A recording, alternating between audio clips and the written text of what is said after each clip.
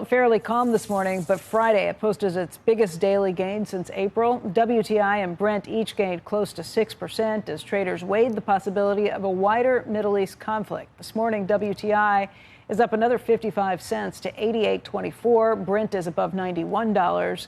And Dan Yergin joins us right now. He is the vice chairman of S&P Global. And how much of this idea that this could be an expanding conflict in the Middle East is priced into the oil market? Well, at this point, it's the expectation or the worry about it. Yeah. It was also the other thing that happened is that the U.S. started to put sanctions on people handling Russian oil.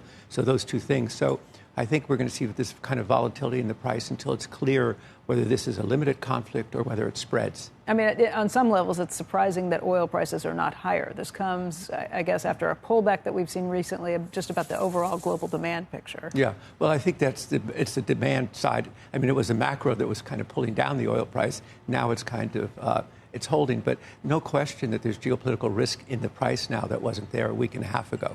Dan, you have made some really interesting comparisons. You point out that tomorrow, Tuesday, is the 50th anniversary of the Arab Oil Embargo.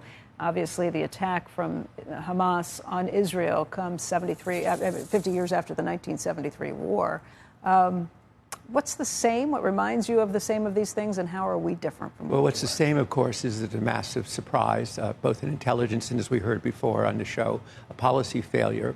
Secondly, it is deliberately choosing a Jewish holiday when people are at home and are specifically not supposed to be at work. So those two things are the same. What's different is this is not nation states that carried it out, but groups. The second thing is that in 1973, the U.S. was the largest importer of oil in the world. Now it's the largest producer of oil. And thirdly, very interesting, in 73 was the Arab countries that did the embargo. Now those Arab countries are in a dialogue with Israel, and the country that was supplying oil to Israel in 1973, Iran, is now the real adversary. Yeah, I was going to say these are groups, maybe not nation states, but backed by a nation state, yes. Iran.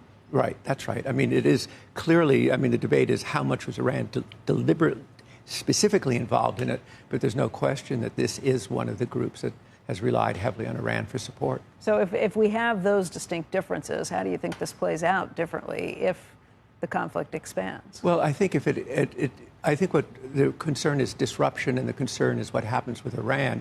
For instance, the U.S. could tighten its sanctions on Iran, and Iran could respond by seizing tankers. All of that would rise the price. And if the war generally spreads, then I think you would really start to see almost a real fear in the market that would really drive the prices up because people don't know what's going to happen. But right now, it's kind of a holding with this geopolitical tension at this kind of level.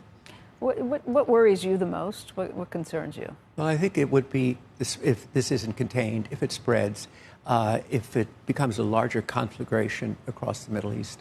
I mean, what's concerning on that front is hearing from just about everyone reporting from Israel right now, people who have sources there, people who have been following this for decades and decades, that this time is different because this attack was so brazen. It has solidified Israeli sentiment and hardened even people who were looking for peace before. Yeah, I think it's transformed it, and I think it's the shock that you've seen on some of the what papers they've recovered from the assailants that that October 2022, this was in planning for 2 years and simply was not observed. It was assumed in Israel that Hamas was looking inward. So it's an incredible surprise in the degree of organization and the lack of preparedness to deal with it. We know what a lot of these Middle Eastern countries are saying, the countries surrounding Israel. We know what they're saying publicly. What do you think a country like Saudi Arabia is thinking? Well, Saudi Arabia, I think, was really the Crown Prince, Mohammed bin Salman, had said the other day, day by day we're getting closer to recognition with Israel.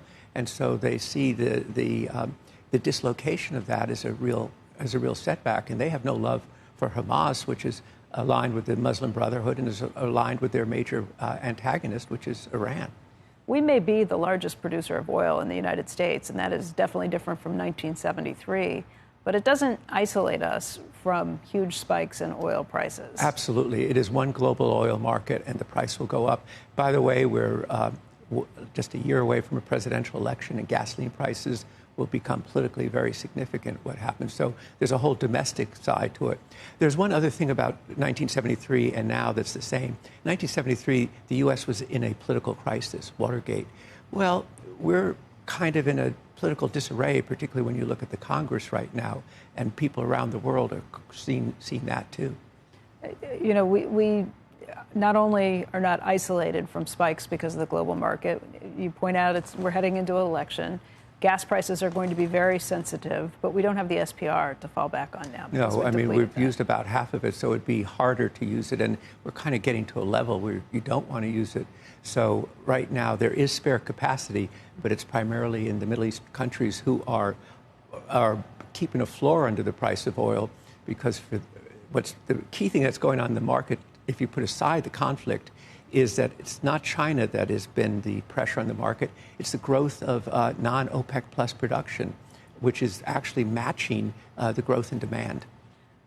I know it's really complicated to try and figure out where oil prices are headed based on the idea of whether or not a conflict in the Middle East expands. But what would you be telling people right now? Well, I'd say, of course, it's on the one hand. The other hand, if things are kind of stable, then I think next year we're probably looking at prices in the mid 80s range would be what we'd expect. That's the best case scenario. Yeah, that's the best case scenario. That's right. Of course, in terms of a conflict, then the price that spreads and starts to affect disruption of supply, disruption also of infrastructure that's necessary for the production and transport of oil. Then we see the spikes, and the only buffer is really in the Middle East right now.